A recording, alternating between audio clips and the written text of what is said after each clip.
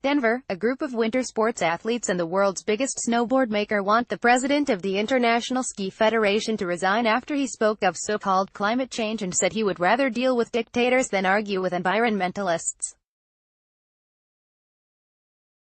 The climate advocacy group Protect Our Winter sent an open letter Friday urging 75-year-old Gian-Franco Kasper to step aside.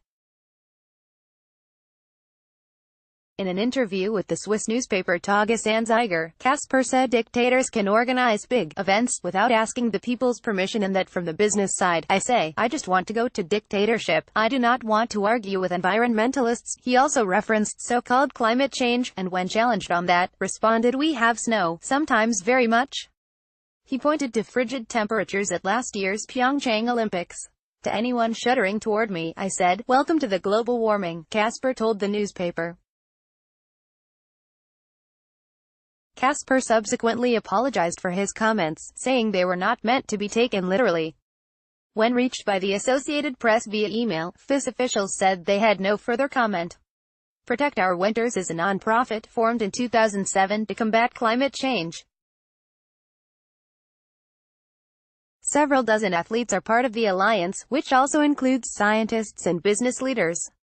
In their open letter, which also included a link for people to add their name to the call for Kasper's resignation, Pau said the Tages-Anzeiger story confirms what insiders in FIS meetings have told us for years, that the leadership of the organization is unwilling to acknowledge scientific evidence that threatens the entire snow industry. Pau refers to studies that document the rapid decline of European glaciers, and to economic analysis that shows seasons with below-average snowfall lead to decreased value added of more than $1 billion and 17,400 fewer jobs. When we saw that, from our perspective, it was unacceptable to have anyone in a position of leadership in the snow sport industry denying climate change, Pau Executive Director Mario Molina told AP. Pau also decided to not accept a $10,500 donation it was set to receive Sunday from U.S.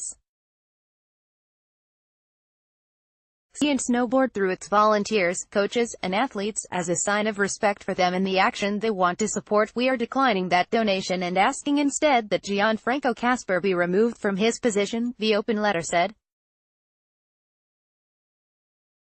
Snowboard maker Burton announced it would write a check to replace the USSA donation. "You can't be giving money to Protect Our Winters when the president of your federation is denying climate change and talking about how great it is to work with dictators because you don't have to worry about protecting the environment," Donna Carpenter, the wife of Burton founder Jake Burton, told the AP, referencing the relationship between USSA and FIS. "It's so blatant. He has to resign. It's not okay." Kasper has been president of FIS since 1998. He also made headlines in 2005 for saying he didn't think ski jumping was appropriate for ladies from a medical point of view. Kasper's comments rekindled long-standing issues between the action sports community and FIS. When snowboarding was brought into the Olympics in 1998, many of the sports leaders held out because they didn't think the federation, with its base in Europe and with little background in snowboarding, had their best interest in mind. Somehow, these organizations lose sight of who they're supposed to be advocating for, which is athletes, Carpenter said.